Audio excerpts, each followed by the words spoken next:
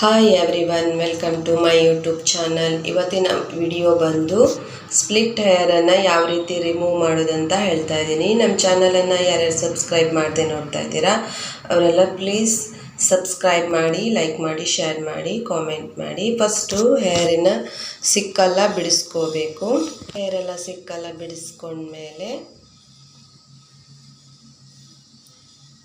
ಸ್ವಲ್ಪ ಸ್ವಲ್ಪ ಹೇರನ್ನೇ ತೆಗೆದು ಈ ರೀತಿ ತಿರುಪ್ತಾ ಬರಬೇಕು. ತಿರುಪ್ದಾವಾಗ ಆ ಸ್ಪ್ಲಿಟ್ ಹೇರ್ ಎಲ್ಲ ಕಾಣಿಸ್ತದೆ, ಮೇಲ್ಗಡೆ ನಿಲ್ಲತ್ತೆ. ಅದನ್ನು ಕತ್ತರಿಯಿಂದ ನಿಂತಿರೋ ಹೇರನ್ನು ಕತ್ತರಿಯಿಂದ ಕಟ್ ಮಾಡಬೇಕು. ನಾನು ಕಟ್ ಮಾಡ್ತಾ ಇದ್ದೀನಿ, ನೋಡಿ ಯಾವ ರೀತಿ ಕಟ್ ಮಾಡಬೇಕಂತ. ಹೀಗೆ ಅದು ನಿಂತಿರೋ ಹೇರನ್ನು ಮಾತ್ರ ಕಟ್ ಮಾಡ್ಕೊಳ್ತಾ ಬರಬೇಕು.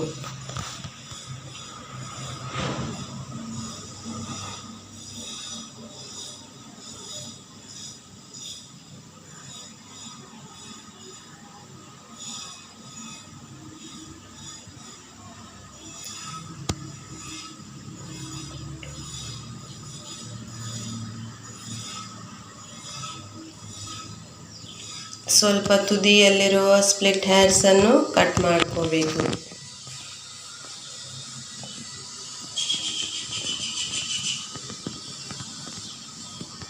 ಇದೇ ರೀತಿ ಎಲ್ಲ ಹೇರನ್ನು ಸ್ವಲ್ಪ ಸ್ವಲ್ಪನೇ ತೆಕ್ಕೊಂಡು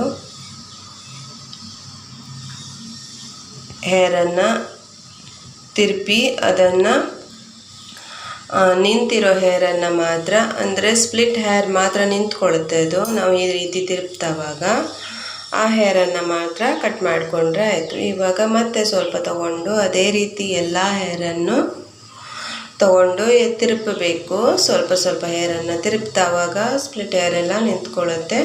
ಇದೇ ರೀತಿ ಕಟ್ ಮಾಡ್ಕೊಳ್ತಾ ಬರಬೇಕು. ಸ್ಪ್ಲಿಟ್ ಹೇರನ್ನು ಬರದೇ ಇರೋ ಥರ ನೋಡ್ಕೊಳ್ಳೋದು ಯಾವ ರೀತಿ ಅಂದರೆ, ಆಯಿಲನ್ನು ಜಾಸ್ತಿ ಹಾಕಬೇಕು. ಮತ್ತು ಹೊರಗಡೆ ಹೋಗುವಾಗ ಓಪನ್ ಹೇರ್ ಮಾಡ್ಕೊಂಡು ಹೋದರೆ ಅದು ಗಾಳಿಗೆ ಫುಲ್ ಸ್ಪ್ಲಿಟ್ ಆಗಿಬಿಡುತ್ತೆ. ಅದಕ್ಕೋಸ್ಕರ ಸ್ವಲ್ಪ ಹೊರಗಡೆ ಎಲ್ಲ ಹೋಗುವಾಗ ಕಟ್ಕೊಂಡು ಹೋದರೆ ಅಷ್ಟೊಂದು ಹೇರು ಸ್ಪ್ಲಿಟ್ಟಾಗಿ ಬರೋದಿಲ್ಲ. ಇದೇ ರೀತಿ ಎಲ್ಲ ಹೇರನ್ನು ಸ್ವಲ್ಪ ಸ್ವಲ್ಪನೇ ತಗೊಂಡು ಮಾಡ್ಕೋಬೇಕು. ಅದು ಹೆಚ್ಚಾಗಿ ಸ್ಪ್ಲಿಟ್ ಹೇರ್ಸು ಫ್ರಂಟಲ್ಲೇ ಇರುತ್ತೆ. ಬ್ಯಾಕ್ ಸೈಡೆಲ್ಲ ಹೇರ್ ಉದ್ದ ಆದಾಗ ಅದು ಕಾಣಿಸ್ಕೊಳ್ತವೆ. ನಾವು ಸ್ವಲ್ಪ ಸ್ವಲ್ಪ ಹೇರನ್ನು ತುದಿಯನ್ನು ಕಟ್ ಮಾಡೋದ್ರಿಂದ ಸ್ಪ್ಲಿಟ್ ಹೇರನ್ನು ರಿಮೂವ್ ಮಾಡ್ಕೋಬೋದು.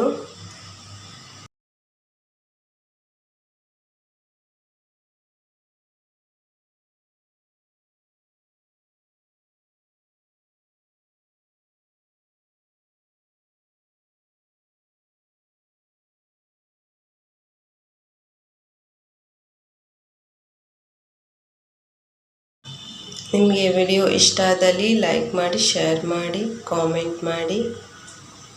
ಇದೇ ಥರ ನಮ್ಮ ವಿಡಿಯೋಗಳಿಗೆ ಸಪೋರ್ಟ್ ಮಾಡ್ತಾ ಇರಿ.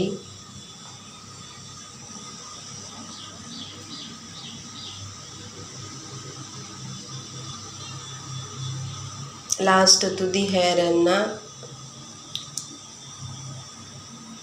ಮುಂದೆ ತಂದು ನಾನು ಯಾವ ರೀತಿ ಕಟ್ ಮಾಡ್ತಾ ಇದ್ದೀನಲ್ಲ ಅದೇ ರೀತಿ ಲಾಸ್ಟ್ ತುದಿ ಹೇರ್ ಏನಾದ್ರು ಸ್ಪ್ಲಿಟ್ ಆದರೆ ಇದೇ ರೀತಿ ಕಟ್ ಮಾಡ್ಕೋಬೇಕು. Thank you for watching.